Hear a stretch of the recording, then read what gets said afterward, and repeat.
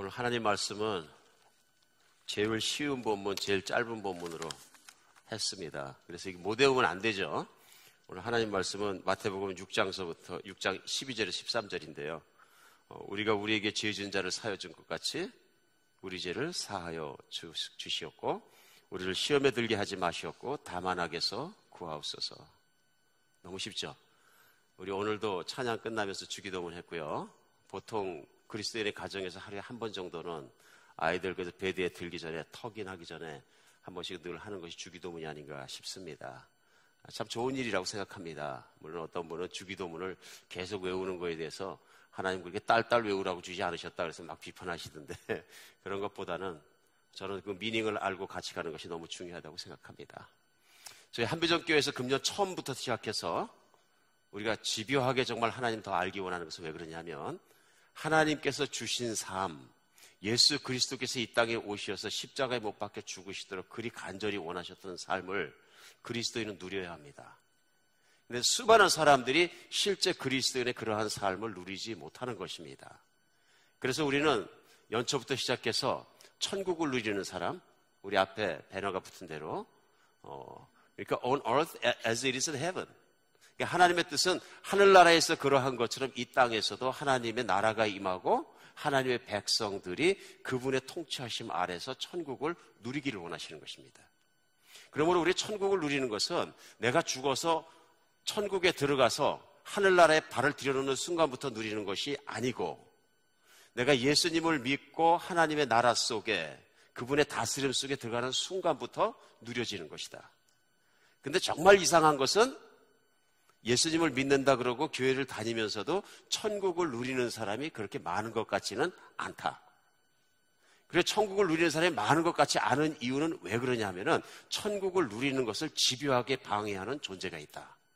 이것이 우리 4주 전부터 시작해서 오늘 5주 차입니다.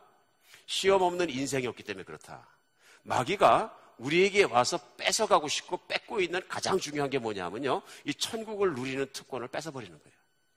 그래 예수를 믿는데 교인인데 마치 예수 안 믿는 사람처럼 세상처럼 살아가고 그렇게 걱정 근심하고 그렇게 끌려가고 그렇게 정말 세상 사람같이 살아가니까 세상에 있는 사람도 자꾸 기독교인들을 손가락질하기도 하고 비난하기도 하고 욕하기도 하고 스스로 생각할 때에도 야 이거 내가 뭐 세상 사람과 다른 게 별로 없다 하는 자책감이 들 만한 인생을 살 때도 없지 않아 있다 하는 것입니다. 그리고 우리는 지난주까지 그런 이유들을 하나하나 찾아가고 있습니다. 그래 마귀에게 속아서 그렇고 마귀에게 잘못 당해서 그렇기 때문에 우리가 마귀가 생각하고 계획하고 활동하는 것을 말같게 드러냈을 때 우리가 마귀의 붙잡힘으로부터 일어날 줄 믿습니다. 여러분들 다 기억하시겠지만 지난주에는 우리가 히브리서 12장 1절로 3절 말씀 가지고 마귀는 우리를 무겁게 하고 인생 중에 얽매이는 것이 있다. 그러니까 우리를 무겁게 하고 얽매이는 것으로부터 벗어나야 된다. 벗어버려야 된다. 같이 말씀 나눴습니다. 우리 인생에 걱정 근심하는 게 너무 많습니다. 너무 많습니다. 그러니까 염려하고 걱정하고 근심하는 모든 것들이 우리를 무겁게 하고 얽어매게 되면은 어떻게 되냐면 하나님이 누리게 하신 그 복음의 영광과 평안과 기쁨과 주님이 원하신 모든 걸 누리지 못한다 그런 얘기입니다. 그리고 너무 복잡하면 인생의 목표는 하나면 됩니다. 근데 인생의 목표를 잃어버리고 살아갈 때 어떻게 되냐면요. 너무 많은 것을 추구하다 보니까 아무것도 이루지 못한다. 결국 마귀는 우리에게 와서 가장 중요한 하나의 목표를 위해서 살면 되는 것인데 그걸 뺏어버리니까 목표가 너무 많아지는 거야. 아니면 목표에 관심이 없어지든지. 그래서 지난 주에는 우리가 확실한 목표 하나만 붙잡고 살자. 예수 그리스도가 이 땅에 오셨을 때 우리가 하는 성경 지식을 총동원한다면 예수님이 이 땅에 오셨을 때 지구의 목표 하나만 딱 있다면 주님이 집요하게 한 가지 추구하신 목표는 뭘까요? 사실은 너무 쉬운 질문입니다. 그렇죠? 여러분 안에 팍 떠오르는 것이 있습니까? 예수님이 이것을 추구하셨다. 예, 주기도문 금방 합니다. 그리고 주기도문에 나와 있는 내용을 예수님께서 복음서에 나와 있는 대로 그 모든 사역 기간 중에 집요하게 추구하신 것을 우리 금방 알 수 있습니다. 그게 뭡니까? 예, 하나님의 나라가 이 땅에 임하는 것입니다. 천국에 대해서 늘 말씀하셨어요. 그러니까 주기도문 처음에 시작할 때 하늘에 계신 우리 아버지요 이름이 거룩히 여김을 받으시오며 그 나라가 임하오시며 그 뜻이 하늘에서 이루어지기까지 땅에서. 이게 한뭉탱이죠. 이게 뭐예요? 이 땅에 이루어지지 않은 하나님의 영광, 그 다음에 하나님의 나라, 하나님의 뜻이 이 땅 가운데 이루어지는 것. 그것을 예수님은 다 뭉뚱거려서 천국이 오면 이렇게 말씀하신 거예요. 천국이 너희와 함께 있느니라. 천국이 임하였느니라. 그 말씀하셨을 때 천국은 죽어서 가는 곳이라기보다는 하나님이 다스리는 곳. The kingdom of God. 그래서 하나님의 통치권을 중심으로 이해해야 된다. 하나님이 다스리시면 그분의 영광이 드러나고 그분의 백성 안에 그 나라가 임하고 또 그 나라가 임하면 그분의 뜻이 다 이루어지게 된다. 그래서 예수님은 가는 곳마다 그리하셨고요. 그러므로 아버지의 뜻대로 100% 순종하시는 것에 가장 큰 관심이 있었고, 그렇기 때문에 진짜 중요한 건 뭐냐면 예수님은 이 땅에 하나님의 나라가 이루어지도록 기도하라를 먼저 주신 거예요. 그래서 주기도문은 계속 외워도 좋고요. 묵상해도 좋고요. 제일 중요한 건 뭐냐면 그대로 살아야 되는 거예요. 예수님의 인생에 추구하신 목표가 나의 목표가 되고, 나는 하나님을 기쁘시게 하는 일, 그것이 내 인생의 목표가 되어서 내가 사업가가 되었든, 내가 무슨 영화배우가 되었든, 내가 목사가 되었든, 선교사가 무엇이 되었든 하나님의 영광과 그분의 나라와 그분의 뜻이 이루어지기 위해서 예수님처럼 뛰어가면 나의 인생의 목표는 맞는 것이다. 그리고 그것 하나로 충분하다. 충분하다. 너무 많은 거 필요 없다. 그렇죠? 오늘 그러면서 우리 주기도문 오늘 본문을 생각할 때 지난주에 이어서, 지난주에는 우리가 그런 일을 하기 위해서는 우리가 목표가 확실해야 되고 우리가 무겁게 하는 것과 얽매이는 것을 벗어버리자 하는 히브리 말씀인데요. 이번 주 그 말씀 제목을 갖다가 3만으로부터 벗어나라 그랬더니 3, 따옴표 만으로부터 벗어나라 이렇게 놨더니 자꾸 물어보시는 거예요. 여러분들이. 특별히 이렇게 사역 같이 하시는 분들이. 목사님, 이거 따옴표 잘못 찍으신 거 아니죠? 아닙니다. 의도적으로 찍었습니다. 오늘 주기도문에서 계속되는 주기도문에서 예수님께서 가르치시는 것은 지난주에 이어서 너희 목표가 정확하여라. 확실하여라. 오늘은 뭐냐 하면요. 특별히 중요한 게 주기도문에서 말씀하시는 건 뭐냐 하면요. 하나님 나라의 백성답게 살도록 기도하랍니다. 그러니까 주기도문은 투 파트로 하나님이 원하시는 것을 인생의 목표를 살고 구하라, 추구하라. 추구하는 것이 돼요. 두 번째 뭐냐면 하나님 나라에 들어왔으면 하나님 백성답게 살아라. 이것이 천국을 누리는 삶이에요. 근데 그 천국을 누리는 삶을 살지 못하게 하는 마귀의 획책이 있다. 우리 5주 동안은 뭘 보는 거예요? 하나님의 의도와 그것을 공격하고 방해하는 마귀를 보는 거예요. 그러니까 마귀의 목표는 뭡니까? 하나님의 나라가 일어나지 못하도록 하고 하나님의 백성이 하나님의 백성답게 살지 못하도록 하는 것. 이것에 대해서 초점을 맞춘다 이런 얘기예요.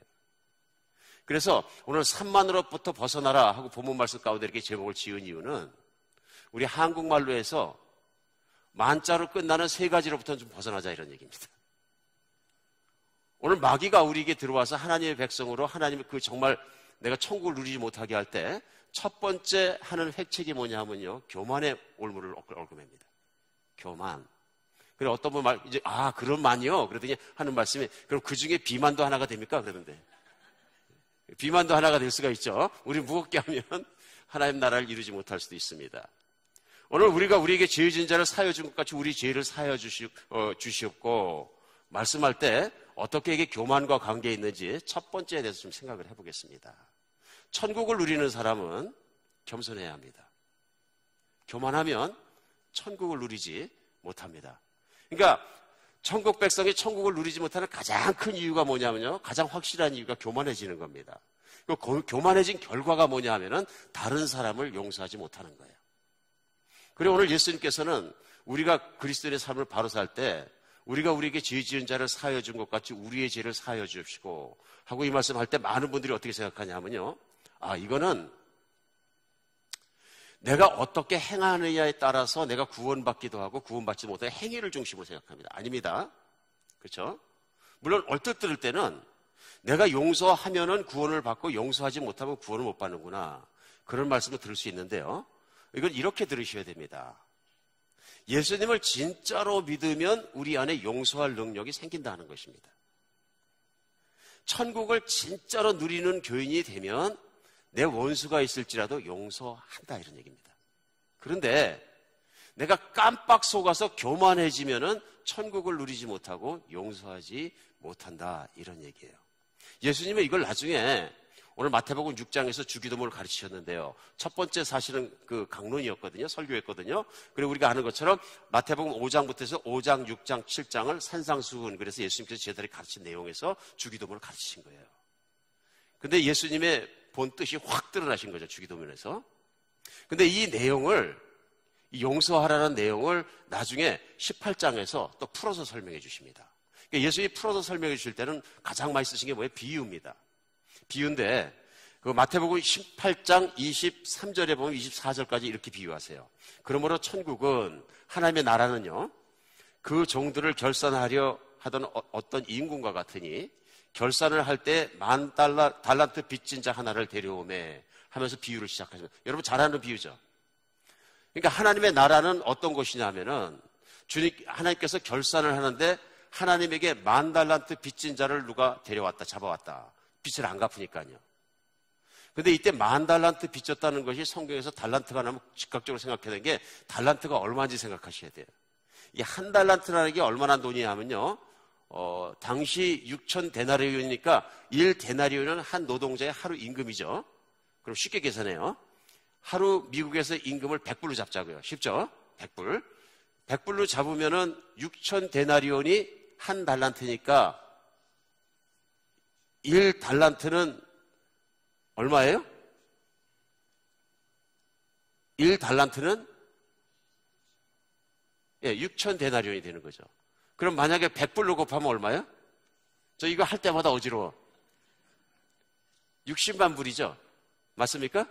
그러니까 1 달란트가 60만 불이에요. 요즘으로 생각하면. 5 달란트 받으면 얼마 받은 거예요? 300만 불 받은 거예요. 근데 오늘 예수님이 예를 들어서 몇 달란트 빚졌다? 10,000 달란트. 이거 어떻게 해야 돼? 저같이 머리 나쁜 사람은 안 되니까 얼마나 제가 계산해봤어요. 한번 설교 준비하면서. 했더니 60억 불이야. 아우. $6 billion. 난 이런 돈 어떻게 셀 수도 없어. 그러니까 10,000 달란트 빚졌다는 얘기는 요즘 돈으로 계산하면 우리 그렇게 생각을 해요. 그런데 와가지고 붙잡혀 왔는데, 아우, 살려주세요. 잘못했습니다. 용서해 주세요. 그러니까 이 선한 주인이 어떻게 했다고요? 탕감해줬다. 그래, 없던 일로 하자. 큰 은혜 받았습니까? 여러분, 60억 불을 오케이, 없던 일로 하자. 기가 막힌 일입니다. 여러분 요즘 살아가면서 은행에 빚 좀 있죠? 자동차 값도 내야 되고 집값도 내야 되고 다 내야 되는데 밀렸어. 그리고 은행을 찾아갔더니 없던 일로 합시다. 다 냈다고 합시다. 기쁩니까? 엄청 고맙죠? 그래서 집도 네 것으로 하고 차도 당신 것으로 해라. 펄떡펄떡 뛰죠? 집값 안 내고 차값 안 내면 우리 날아갈 것 같잖아요, 인생이. 이 짐이 확 들어 올려지니까. 그런 보다 훨씬 더 큰 것을 탕감을 받았다 하는 얘기입니다. 오늘 스토리는 계속되면서 마태복음 18장이 무슨 얘기냐 하면요. 그가 추록되자마자 나가가지고 자기에게 얼마? 100데나리온 빚진 자를 만났는데 그 자를 붙잡더니 갚아라. 싹싹 비는 겁니다. 처자식이 있고 먹고 살아야 되고 좀 시간의 여유를 주십시오. 용서해 주십시오. 막 비록 안 된다. 갚을 때까지 감옥에서 못 나오면 또 확 집어넣어 버린 거예요. 인색한 자다 이런 얘기입니다. 100데나리온 얼마? 이제 계산해 보세요. 100불씩이니까 10,000불. 10,000불. 자기는 60억 불을 탕감받고 나왔는데 지금 자기한테 10,000불 빚진 자가 있으니까 용서를 못 하는 거예요. 이거로 설명하셨어요. 예수님이. 이제는 우리 주기도문에서 우리가 우리에게 죄 진 자를 용서하신 것 같이 우리의 죄를 용서해 주셨고 이걸 알겠죠? 내가 얼마만큼의 은혜, 하나님의 그레이스가 있는지를 알면 그 은혜를 따라서 살라 하는 얘기예요. 근데 만약에 사람이 자기가 받은 은혜를 잊어버리고 은혜에 따라 살 수 없으면 이 얘기는 뭐냐면 내가 교만해졌다는 얘기입니다. 그렇죠? 그 빚은 내가 갚을 능력이 없는 것인데 특별히 내 죄의 대가는 누구도 용서해 줄 수 없고 내가 죽을 수밖에 없고 지옥에 갈 수 없는 것인데 내가 내 빚을 대신 갚아줬으면 이 세상에서 60억 불이 문제가 아니라 전 세계에 있는 돈을 다 가지고도 한 생명을 살리지 못한다는 거예요. 저는 제가 동갑 얘기죠. 같은 나이 때 스티브 잡스를 그래도 이 시대에는 참 뜻이 있는 사람들을 위해서 열심히 일을 했다. 또 돈도 많이 벌었다. 성공했다. 이렇게 봤는데 스티브 잡스가 돈이 그렇게 많아도 자기 몸속에 있는 조그만 췌장에 있는 암을 해결하지 못하니까 죽은 거예요. 그렇죠? 몇십억 불을 가지고도 해결이 안 되는 거예요, 실제로. 오늘 빚을 탕감받는 그 큰 돈을 가지고도 생명의 문제는 해결이 안 되는데 예수님으로 말미암아 용서를 받고 해결을 받았으면 어떤 형제가 나한테 마음 아픈 일, 속상한 일, 재정적인 손해, 감정적인 손해, 여러 가지 육체적인 해를 좀 끼쳤더라도 용서하는 게 맞지 않겠느냐 이런 얘기입니다. 아멘? 오늘 이 용서는 용서 하나로만 적용하기엔 우리가 더 깊이 생각해야 되는 것이 그리스도인이 살아가는 삶의 태도에서 마귀가 와서 용서하지 못하게 하는 거예요. 그러니까 마귀는 우리에게 들어와서 용서하지 마, 용서하지 마 그런 게 아니라 어떻게 하는 거예요? 은혜를 잊어버리게 하는 거예요. 은혜라는 얘기는 뭐냐면요. 내 노력의 대가 없이 어떤 선물로 받은 거예요. 나는 내가 구원을 받기 위해서 평생을 뛰고 열심히 노력한 게 아닌데 예수님이 나에게 구원을 주셨다는 거예요. 감사하죠? 예수님 처음에 만났을 때 너무 감사하고 눈물을 흘리고 감사하는데 우리가 왕왕하는 게 뭐예요? 3개월 만에 그걸 잊어버리는 거예요. 그렇죠? 처음 은혜 받았고 처음 생명을 받았을 때 생각하면 세상에 못할 일이 없어. 예수님의 뜻이라면. 그래서 좀 지나가다 보면은 시큰둥해져요. 뭐 개나 소나 누구나 은혜 다 받고 다 구원받는 거 뭐 난 받은 거 별로 뭐 이런 맘까지 먹는 거예요. 이게 뭐예요? 은혜의 가치가 점점 떨어지는 거예요. 이걸 누가 하느냐? 마귀가 한다고요. 그래 마귀가 와서 어느 정도까지 하면 나중에는 심한 경우에는 은혜의 가치가 떨어져서 나는 내 혼자도 살 수 있어요. 더 쉽게 하나님은 은혜 없어도 나 혼자 살 수 있어요. self-sufficient. 거기까지 가는 거예요 이제. 거기까지 가게 되면 어떻게 되느냐면요. 절대로 남을 용서하지 못해요. 그러니까 내가 교만해지면 남는 게 뭐냐면 은혜를 모르고 은혜를 모르면 결국은 아무것도 안 남는다 이거예요. 제가 그리스도인으로서 21세기 오늘을 살아간다는 게 얼마나 힘든 것인지 최근에 다큐멘터리 하나를 보면서 제가 깊이 깨달았어요. 저는 여러분도 한번 보시길 권합니다. 지난주에도 제가 뭐 영화를 하나 보시라고 그랬는데 많은 분들이 보셨던데 지난주에는 이제 벤 칼슨에 대한 것인데 이번 주에 제가 말씀드린 건 뭐냐면 다큐멘터리인데요. The Overnighters. 그러니까 밤에 와서 하루 자는 사람이죠. Overnighters 하는 제목의 다큐멘터리입니다. 이 다큐멘터리의 배경이 어디냐면요. 실화로 노스다코다에 있는 월리스톤이라는 작은 도시입니다. 그래서 제가 찾아보니까 서기 2010년까지는 인구가 13,000명 사는 작은 도시예요. 이 작은 도시에 시끄러운 일이 일어납니다. 그게 뭐냐면 여러분과 제가 알고 있는 것처럼 셰일 오일이 발견되는 거예요. 그래서 셰일 오일이 발견되는 셰일 오일이라는 것은 여러분 아시는 것처럼 모래하고 흙하고 모래하고 석유하고 섞여 있는 걸 끄집어 올려가지고 이걸 열로 가공해서 요즘 그 페트롤리움 그러니까 가스를 만들어서 요즘 미국의 가스값이 막 떨어지는 게 셰일 오일 때문에 그렇잖아요. 이게 붐이 이루면서 제가 미국의 통계를 보니까 최근에 그 셰일 오일 붐으로 말미암아서 한 200만 개의 일자리가 생겼대, 잡이 생겼다 그래요. 그러니까 미국에 지난 2008년부터 디프레션을 지나가면서 수많은 사람이 잡을 잃었는데 거기에 잡이 생겼다 그러니까 미국 전국으로부터 심지어는 전 세계로부터 사람이 몰리는 거예요. 마치 옛날에 우리 서부에서 금을 발견했을 때 골드 러시 하는 것처럼 막 사람이 몰려가는데 수많은 사람들이 원웨이 티켓을 가지고 오는 거예요. 돈이 없으니까. 실직했던 사람이 차표만 구할 수 있으면 버스로 오고 차로 오고 비행기로 오고 기차로 오고 막 몰려 들어오는 거예요. 근데 여기 문제가 있습니다. 시골에 있는 도시라는 데는 숙박시설이 없습니다. 숙박시설이 없으니까 사람들이 잘 데가 없는 거예요. 잡을 잡아야 되는데 와서 일단은. 그 셰일 컴퍼니에 가서. 그러니까 이 사람들이 몰려든 것이 뭐냐면 그 도시의 센터에 있던 한 교회예요. 그러니까 이 교회를 수천 명이 몰려와서 교회에 좀 재워달라 그러는 거예요. 애들 썬데이스쿨 룸에 본당에 심지어는 이런 데 다 좀 재워달라는 거예요. 그러니까 거길 심호하던 이 목사님이 많은 사람이 와서 재워달라고 손을 내밀고 사정을 하니까 잡을 때까지 잘 데가 없다 그러니까 길에서 자면 불법이고 잡아가는데 어디 잘 데가 없다. 차에서 자면 또 그것도 잡아간대요. 차도 세울 때가 제대로 마땅치 않고. 그러니까 목사님이 생각합니다. 뭘요? 예수님은 뭐라고 그러냐? What would Jesus do? 손을 벌리면 빈손으로 보내지 마라. 그것도 당장 오늘 밤 잘 데가 없다는 사람을 I don't know. 교회가 아니죠, 그러면. 여러분 어떻게 하겠어요? 재워줘야 됩니까? 안 재워줘야 됩니까? 당연히 우리 그리스도인의 양심은 재워줘라 나오죠. 오늘 당장 잘 데가 없는 사람을 무작정 잡으려고 왔는데 재워줍니다.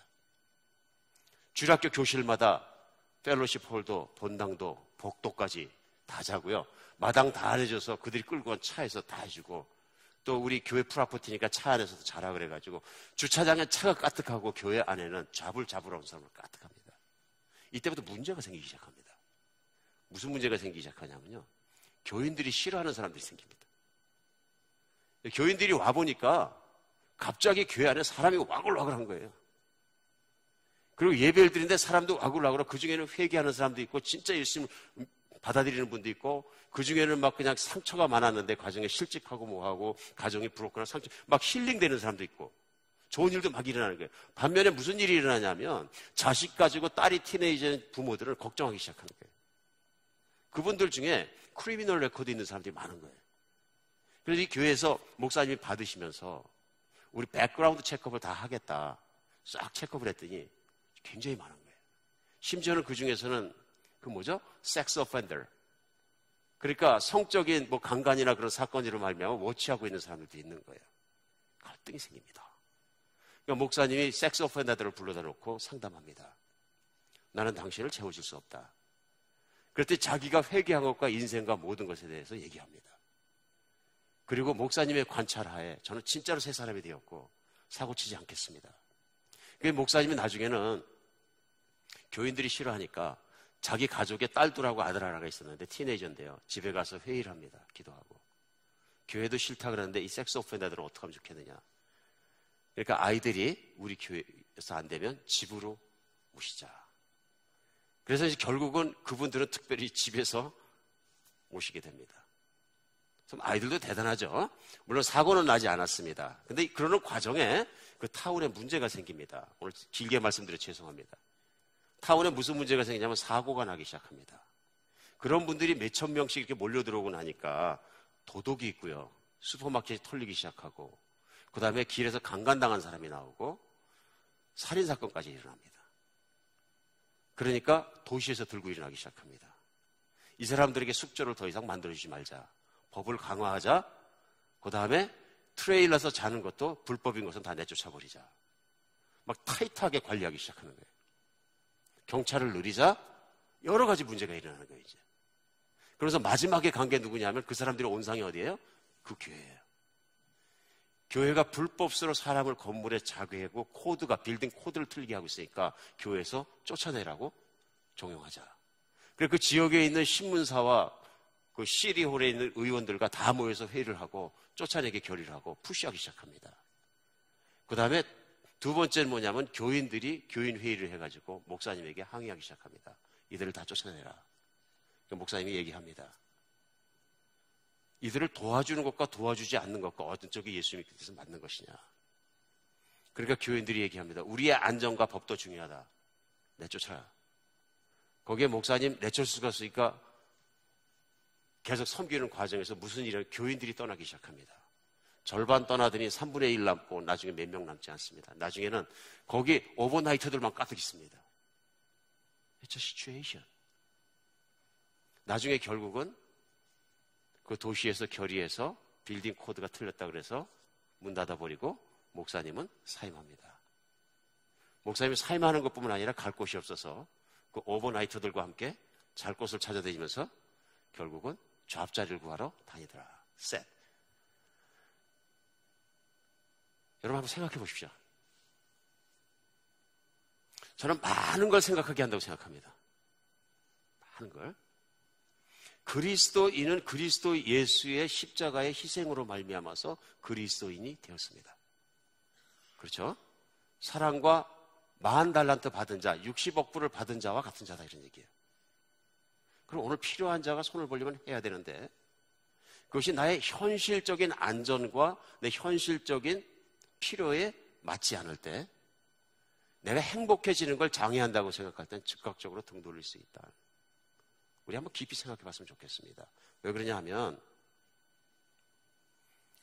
그 다큐멘터리 중에 나와 있는 한 범죄자가 얘기합니다. 나는 범죄인이고 세상 사람들 보지도 않고 잡자리가 필요한데 잡을 못 잡겠고 나는 방황하고 난 여기 와서라도 쉐일오일 만드는 곳에서 잡을 잡아야 됩니다. 막 울면서 사정합니다. 그러면서 그가 얘기합니다.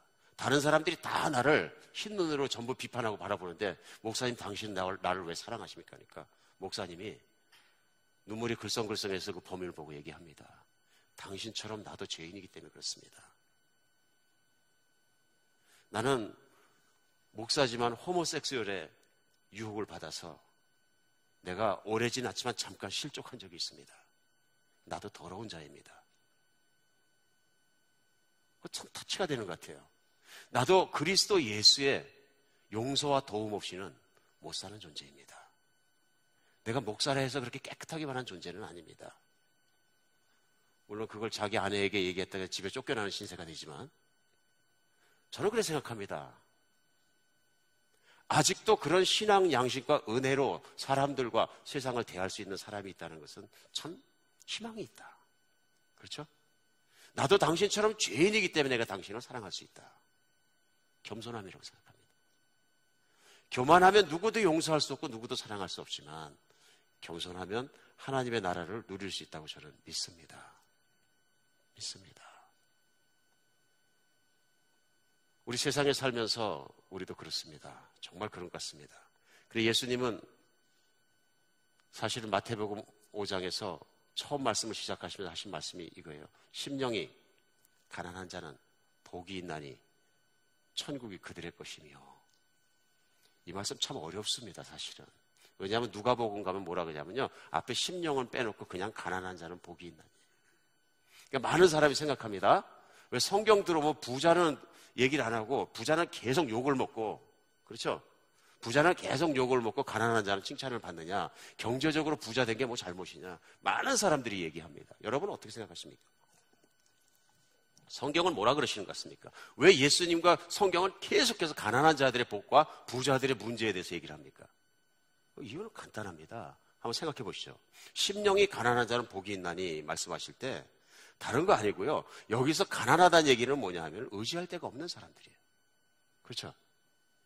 실제로 여기서 신약 성경에서 가난하다고 쓴 이 가난함이 구약 성경에 쓰이는데 구약 성경에서 가난하다는 단어는 뭐냐면 아나임이란 단어입니다. 아나임. 히브리어로. 근데 그 아나임이란 가난한 자라는 단어가 뭐냐면 구약이나 신약이나 똑같이 계속 중요하게 쓰이는데요. 권력가나 경제적으로 수탈하는 부자로부터 자기를 지킬 능력이 없는 사람들이에요. 그 가난하다는 얘기는요.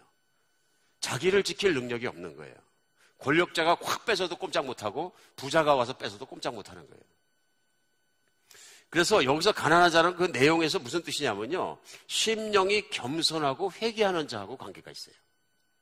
무슨 얘기냐면요. 단지 용기가 없거나 물질적인 궁핍 때문에 그것으로 말미암아서 얘기하는 게 아니고요. 자기가 하나님 앞에서 영적으로 파탄되었기 때문에 자기 능력은 하나도 없을 텐데 하나님이 도와주시 않으면 나는 못 삽니다. 그래서 brokenness. 저는 하나님을 의지할 수밖에 없고, 그러니까 다윗의 시를 읽다 보면은 다윗이 가난할 때나 도망다닐 때나 부자가 되었을 때나 왕이 되심질 때는 그때도 자기 의의가 브로큰된 것에 대해 얘기해요. 그러면서 하나님을 매달리는 자가 된 것이죠. 다윗이 하나님의 사람이 된 가장 큰 이유는 뭐냐면요. 어떤 상황 속에서 하나님의 도움 없이 나는 못 삽니다 하는 겸손함이에요. 그러니까 심령이 가난한 자는 복이 있나니 천국이 그들의 것이며, 이 말씀은 마음이 브로큰해서 아무것도 붙잡을 것이 없고 하나님 밖에는 붙잡을 것이 없는 자들은 복이 있나니 그런 뜻입니다. 이게 무슨 말씀이에요? 은혜는 겸손한 자에게만 임한다는 얘기입니다. 은혜는.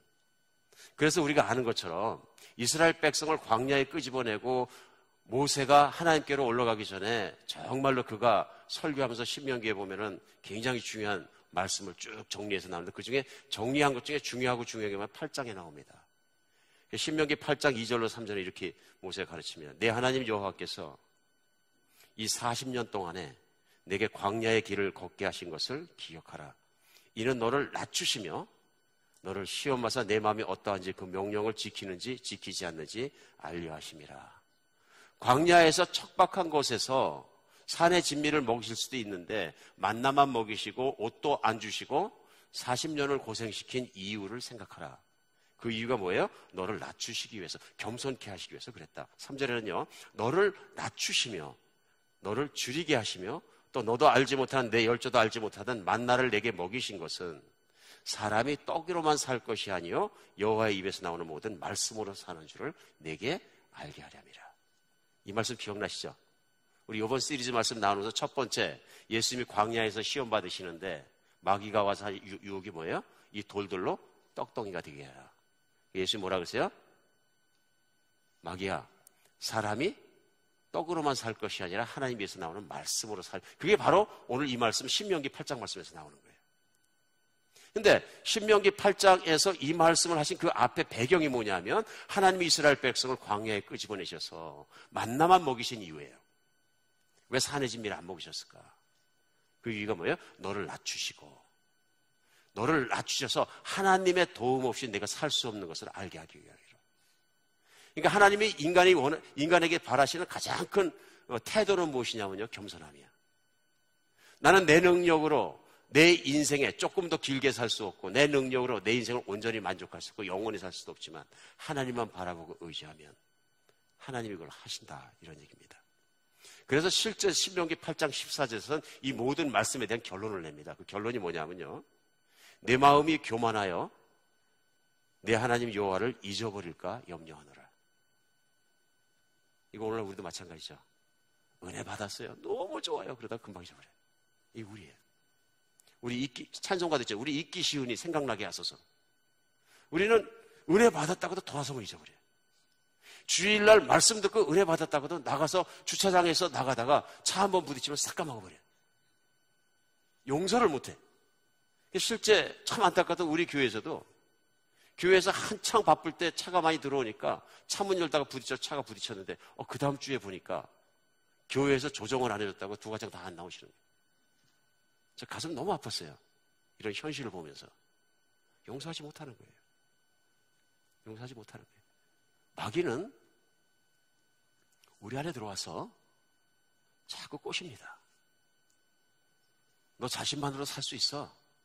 너는 충분해. You can do it. 자꾸 얘기합니다. 그러니까 특별히 내가 재정적으로 아쉬운 게 없고 건강하고 자녀가 교육이 잘 되고 잘 자라고 있고 모든 게 만족할 때 조심해야 되겠죠. 왜요? 마귀가 얘기해. 너는 충분히 행복해. You okay. 이렇게 만들면 어떻게 돼? 마음이 교만해지니까 하나님의 감사한 마음이 없어지고 그런 마음이 없다 보니까 self-sufficient하다고 생각하는 거예요. 나는 충분해. 얼마나 무서운 거예요.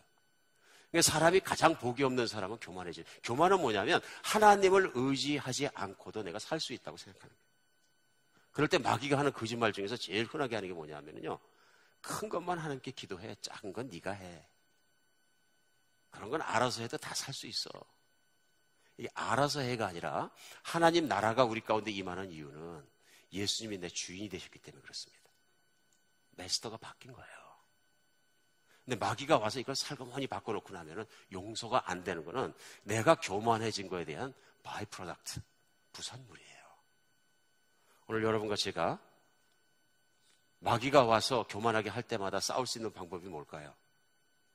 우리 최소한 벗어나는 길 하나는 해야 돼요. 첫 번째, 교만으로 벗어나려면 어떻게 해야 돼요? 네, 쉽습니다. 십자가에 매달리신 예수를 매일 생각하는 겁니다. 사도 바울이 내가 매일 죽노라, 매일 십자가를 보노라. 우리는 예수를 매일 바라봐야 합니다. 왜냐하면 거기에 사랑이 있고 진리가 있고 은혜가 있고 힘이 있고 모든 것이 있고 그분이 나의 주인이시기 때문에 그렇습니다. 나의 노력도 아니고 나의 모든 것도 아니고 내 죄를 대신해 십자가에 못 박혀 피 흘려 주신 예수 그리스도를 매일 바라봐야 돼요. 아멘. 내가 좀 신앙의 고참이다, 몇십 년 믿었다, 직분이 있다, 뭐하다 이러면 벌써 넘어져요. 내가 믿을 수 있는 건 하나밖에 없어요. 나를 사랑하사 나를 위해 십자가에 못 박히신 예수 그리스도, 그분이고 그분의 사랑이고 그분의 십자가이고 헌신이에요. 믿으십니까? 여기로부터 벗어나기 시작했던 우리가 자꾸 교만해지는 거예요. 내가 뭐를 했고 내가 사역을 했고 내가 목회를 했고 내가 누굴 섬겼고 내가 선교를 했고 이러면 다 넘어지는 거죠. 그것 가지고는 하나님을 기쁘시게 하는 게 아니라요, 잘못하면 내가 교만해지면 사역 때문에 죽어요. 그렇죠? 중요한 건 뭐냐면 항상 예수님을 바라보면서, 이 세상에 가장 겸손한 분이 누굽니까? 예수님이시잖아요. 하나님이시면서 보좌를 보시고 이 땅에 오셔서 인간이 되시고 그것도 부족해서 인간 중에 제일 낮은 홈레스 같이 사시고 그것도 부족해서 인간의 죄를 얽매고 십자가에 매달려서 인간이 가장 싫어하는 사형의 방법으로 돌아가신 자리잖아요. 인간이 제일 낮고 제일 싫어, 인간의 가장 낮은 자리에 들어간 게 뭐냐면 사형수로 돌아가신 거잖아요. 얼마나 겸손해요. 그러면 예수님을 빼고 다른 인간의 겸손한 사람은 누구예요? 그 예수님 앞에서 무릎 꿇고 예수님, 내 죄 때문에 돌아가신 것을 정말 제가 통탄합니다. 그리고 무릎 꿇은 자예요. 그 겸손하신 예수 밑에 무릎 꿇은 자예요. 우린 그 자리가 우리 자리입니다. 겸손하신 예수 앞에 무릎 꿇은 자리가 여러분과 제 자리입니다. 그런 사람은 하나님의 은혜 속에서 무엇이든 할 수 있습니다. 그러나 교만해지면 결국 마귀에게 진다. 예수의 십자가를, 그러니까 교만의 처방은 뭐예요?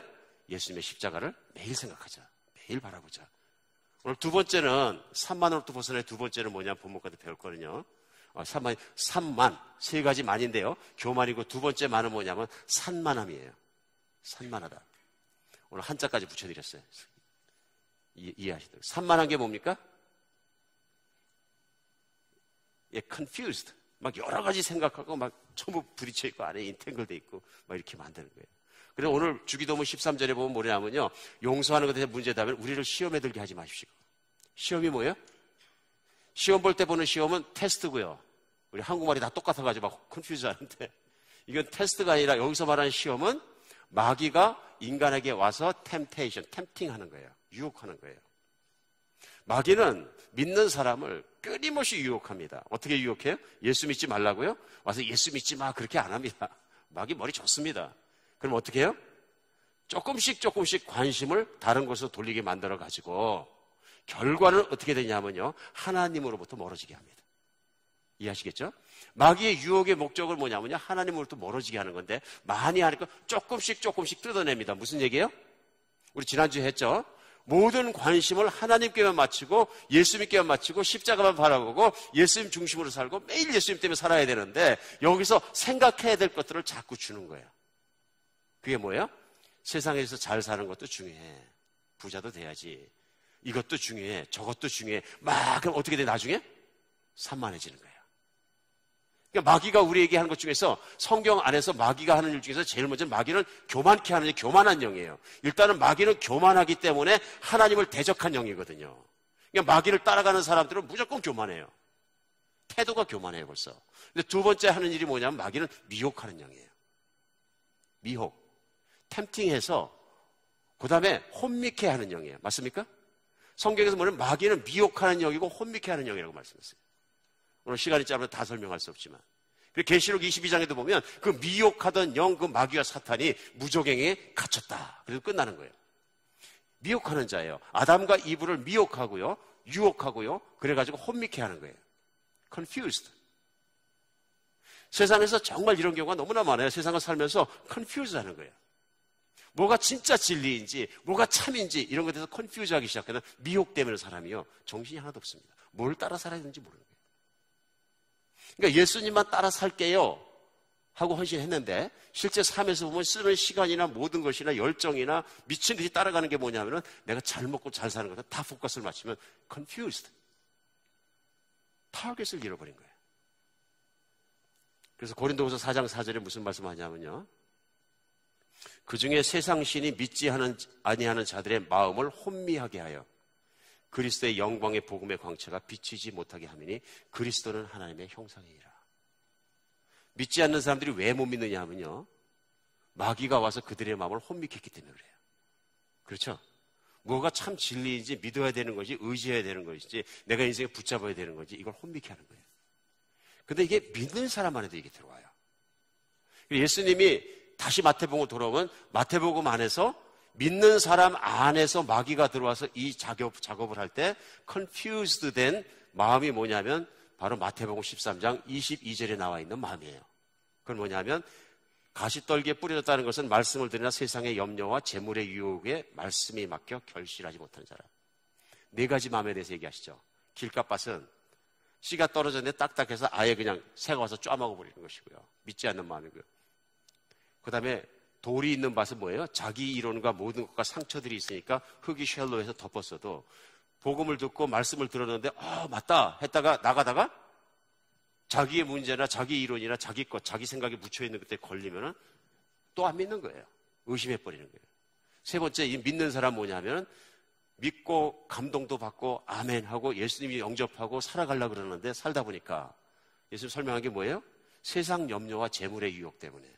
세상 염려들과, 복수겠죠? 세상 염려들과 재물의 유혹 때문에 말씀이 결실을 못하는 거예요. 무슨 순종을 못하는 거예요. 천국을 누리지 못하는 거예요. 진리의 말씀은 말씀대로 살 때 말씀에서 오는 하나님의 역사와 능력과 기적을 체험하는 거예요. 신앙생활은 관념, 머릿속에 있는 게 아니고 신앙생활은 it's a reality, 현실이에요. 내가 그 말씀을 아멘하고 믿고 순종하면 순종하는 사람에게는 인생에 하나님이 약속하신 평안과 기쁨과 모든 것이 오는 것, 그래서 누리는 것이 복음이고 이것이 믿음이에요. 그런데 그 길을 따라가지 않고 세상이 주는 안정감과 모든 걸 따라가게 되면 세상 사람들이 가는 길이죠. 이방인들이. 그게 뭐예요? 돈이 많아야 안전하다, 뭐가 안전하다, 믿음이 아니고 다른 쪽에 자꾸 그러면 생각할 게 많아져요. 그러면 마치 어떤 싹이 나와서 농작물이 자라는데 그늘이 있어가지고 가시덤불이 있어갖고 더 이상 자라지 못하는 것처럼 그것들이 얽어매가지고 못 자란다는 얘기예요. 이게 뭐예요? confused. 세상을 살아가면서 미혹된 거예요, 마귀에게. 세상에 미혹할 게 얼마나 많습니까, 여러분? 안 그렇습니까? 사람마다 다 틀리겠지만 미혹하는 게 많죠? 어떤 분에게 명품백이 인생의 최고의 미혹이에요. 나도 어느 영화 배우처럼 명품백만 한 30개 있었으면 좋겠다. 골라서 다니게. 미혹되는 거예요. TV 채널은 계속 미혹하는 것들이 나와요. 성적인 미혹, 그다음에 욕망적인 미혹, 부에 대한 미혹, 계속 미혹하는 것입니다. 요즘 우리가 산만해지고 하나님께 초점 맞추기 어려운 게 뭐냐 하면요. 여러분과 제가 사는 사회는 특별히 그래요. 핸드폰. 엄청나게 무서워요. 요즘 저녁에 모여가지고 아이들과 식구끼리 이렇게 밥 먹을 때 가족이 하나 되고 싶은데 최고의 왼수는 뭐예요? 말할 필요 없어요. 전부 앉아가지고 밥 먹으니까 밥을 먹는 건지 뭘 하는 건지 각자 다른 세계에 들어가 있어요. 각자. 밥 먹는 거 끝나면 어떻게 돼요? 슝 하면 방에 들어가면 각자 컴퓨터 가지고 다른 거 하고 있어요. 그러니까 도무지 알 수가 없어요. 뭘 하고 있는지. 가족은 어디서 그때 다 흐트러지는 거예요. 실제 예루살렘 그 외곽에 있는 그 아부고시라는 마을의 한 레스토랑 주인이 그 레스토랑에 가서 휴대전화를 꺼내놓고서 밥을 먹는 사람들은 50% 할인을 주겠다 그랬어요. 그 주인 이름이 지우닷 아브라함이라는 사람이던데. 기가 막힌 아이디어죠. 그랬더니 그 레스토랑에서 먹는 사람들이 행복해지더라는 거예요. 단골 손님이 많아지고 레스토랑이 장사가 잘 되더라. 왜요? 안 됐던 가족들도 대화를 하게 되고 폰을 딱 끝내놓고 나니까. 얼마나 지혜로운 거예요. 그러니까 그 주인이 뭐라 그러냐면 과학기술이 매우 좋은 거지만 가족이나 친구들과 함께 있을 때 단 30분만이라도 꺼내놓으면 식사가 맛있어지고 즐거운 대화를 할 수 있고 사람들의 관계가 좋아집니다. 행복해집니다. 여러분, 태초부터 마귀는 미혹해서 우리를 산만케 하는 영이에요. 산만해지면 집니다. 그러니까 인생은 하나님께 이렇게 포커싱, 줌인해야 되는데 디퓨징하게 만드는 거예요. 흐트러지게 만드는 거예요. 빛이 모이면 힘이 되지만, 그렇죠? 빛이 흐트러지면 아무것도 아닙니다. 물도 마찬가지입니다. 물이 강해서 흐르다가 확 다 퍼져버리면 어떻게 돼요? 플로리다 에버그레이드가 되는 거예요. 별 힘이 없어요. 이걸 댐을 쌓고 말아서 확 흘려내줘야 전기도 나고 유용해지고 컨트롤러블해지는 거예요. 근데 마귀가 하는 일이 뭐냐면 우리의 관심을 다 산만하게 분산시키는 거예요. 두 번째 조심할 게 뭐예요? 산만한 거예요. 이거에 대한 처방은 시간이 다 됐으니까 짧게 얘기하겠습니다. 기도해야 됩니다. 그러니까 예수님도 제자들에게 십자가 못 박기 전에 하신 말씀이 뭐예요? 겟세마네 언덕에서 기도하다가 시험에 들지 않게, 마귀에게 속지 않게 깨어서 기도해라. 기도는 우리에게 집중하는 힘을 줍니다. 어디에게? 하나님에게. 다른 건 까먹어도 하루 중에 수없이 예수님을 향해서 쳐다보면서 기도하는 건 잊지 말아야 합니다. 기도가 꼭 무릎 꿇고만 되는 건 아니고요. 아시죠? 차 타고 가다가도 기가 막힌 지성소에 들어갈 때도 있습니다. 예수님을 향해서 대화하는 것입니다. 기도 열심히 하는 여러분과 제가 되었으면 좋겠습니다. 우리 교만한 거 이기기 위해서 십자가를 바라봐야 되고요. 두 번째, 산만해지는 걸 이기기 위해서는요, 기도가 부족해서 그렇습니다. 기도가 부족해서. 그러다 보면 기도를 열심히 하다 보면 처음에는 3분만 기도하면 할 게 없고 끝났었는데 나중에 어떻게 돼요? 3시간도 너끈히 할 수 있다 그런 얘기예요. 집중력입니다. 하나님을 향한. 마지막으로 세 번째 만은 뭐냐면요, 기만이에요. 기만. 교만, 산만, 기만이에요. 마귀는 속이는 영입니다. 그래서 주기도문 마지막 어떻게 끝나요? 다만 악에서 구하옵소서. 악이 뭐예요? 악이요?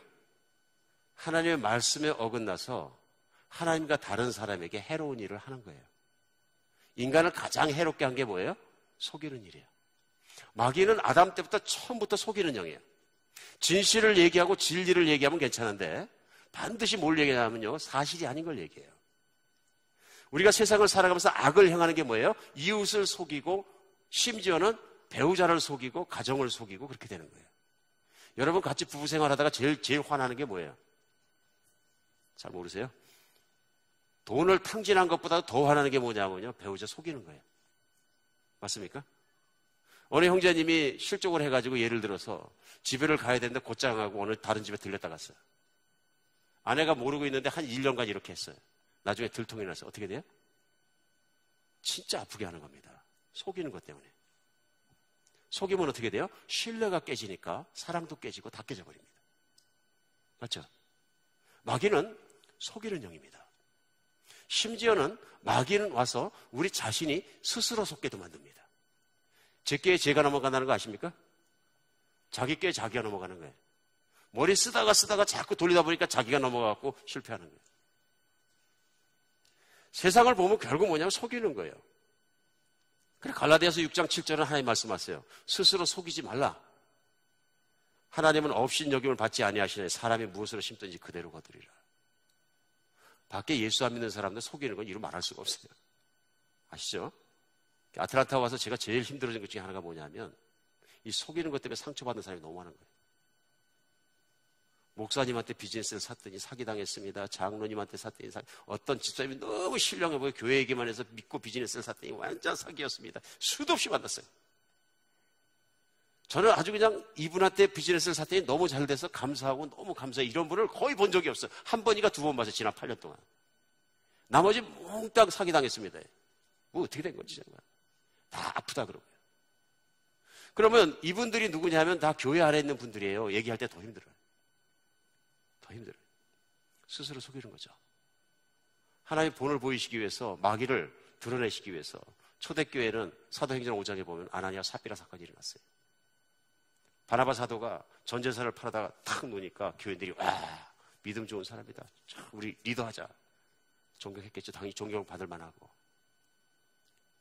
아나니아와 삽비라가 옆에서 보다 보니까 멋있었겠죠. 리더가 되고 싶었겠죠.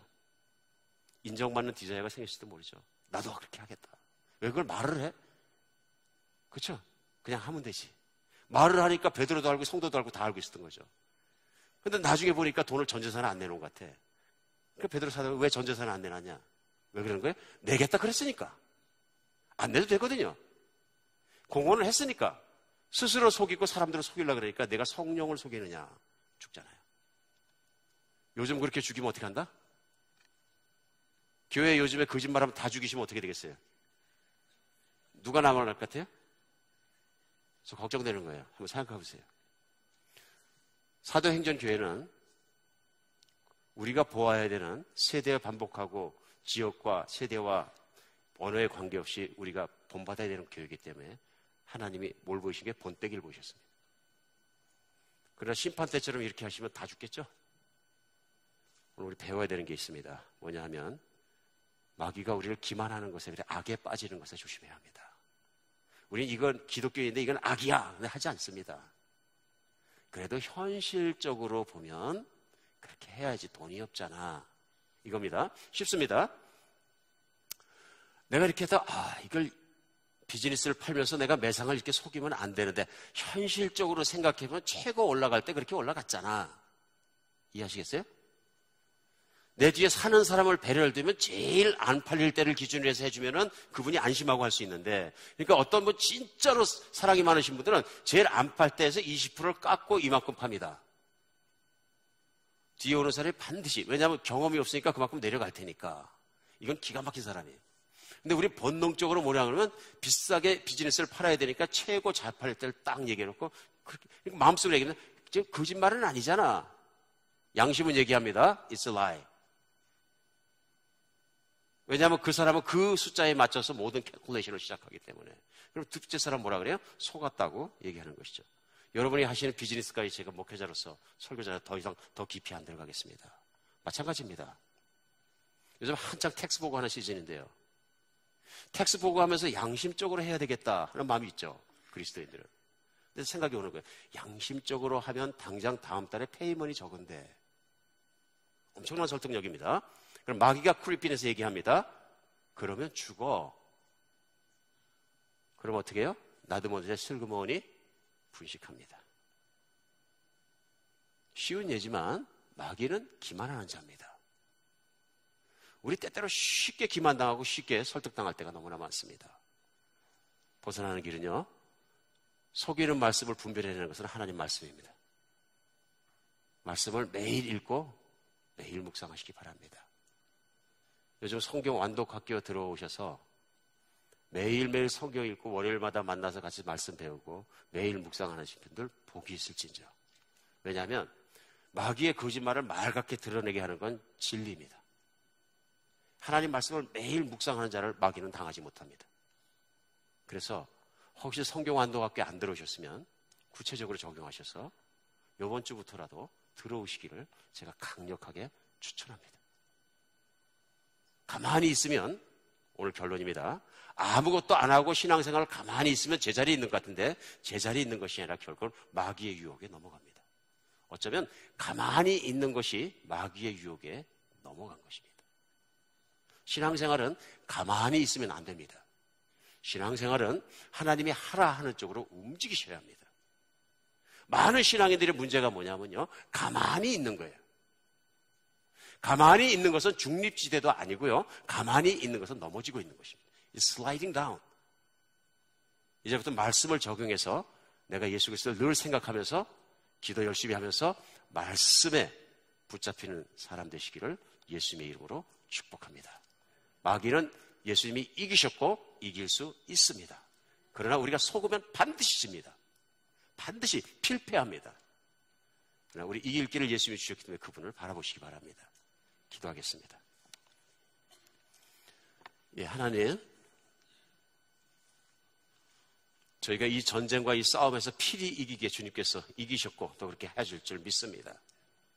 저희를 성령과 진리와 믿음으로 충만케 하셔서 하나님 은혜 가운데 이 모든 것을 이기게 하여 주시옵소서. 오직 주님 바라보게 도와주시고, 그래서 마귀 계속에 교만해지지 않고 주님의 십자가를 보려 겸손하게 하시고, 주님 정말로 이 세상 살아가면서 주님을 목표로 삼고 주님 기도하며 그리 살아감으로 말미암아 주님의 나라와 주님만 생각하게 하여 주시옵소서. 말씀 속에 진리 속에 마귀의 모든 기만과 거짓을 맑게 드러나게 하셔서 마귀가 우리 마음속에 넣어주기 원하는 교만함과 산만함과 기만 속에서 우리를 자유롭게 하여 주시옵소서. 그리스도 예수 이름으로 기도합니다.